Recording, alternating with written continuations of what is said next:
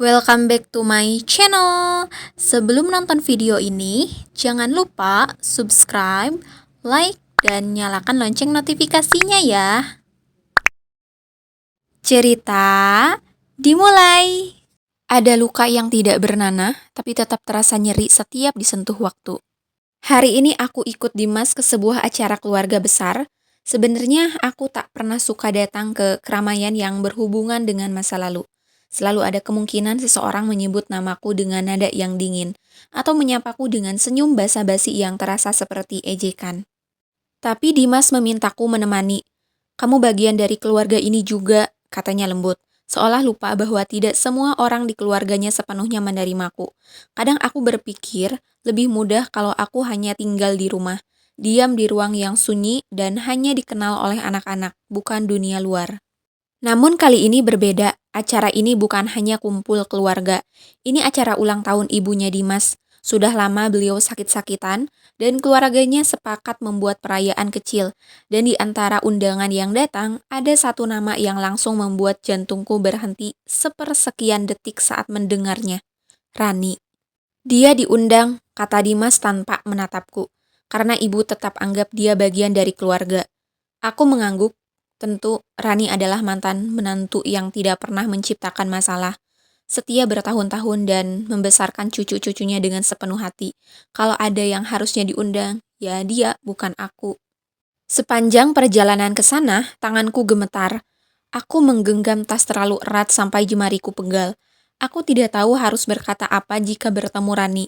Aku tidak tahu apakah aku sanggup menahan tatapan kosongnya, atau mungkin lebih buruk, ketidakhadirannya untuk mengakuiku sebagai manusia.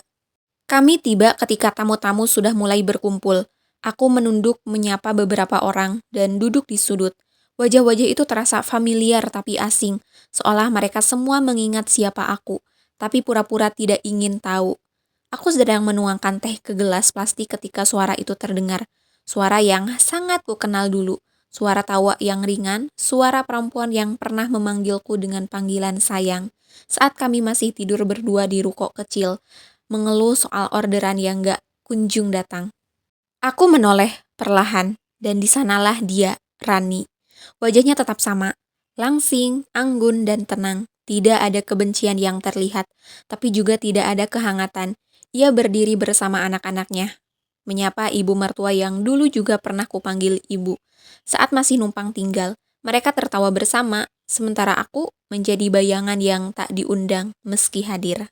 Kami tidak bertegur sapa, tapi kami saling tahu bahwa kehadiran masing-masing di ruangan itu menguras kekuatan. Aku menghindari tatapan matanya, memilih sibuk di dapur kecil membantu memotong kue, tapi jantungku berdetak terlalu cepat. Kenangan-kenangan itu kembali muncul, tawa kami di meja kerja, malam-malam begadang menjahit baju pesanan, nasi bungkus berdua di lantai karena belum punya meja makan.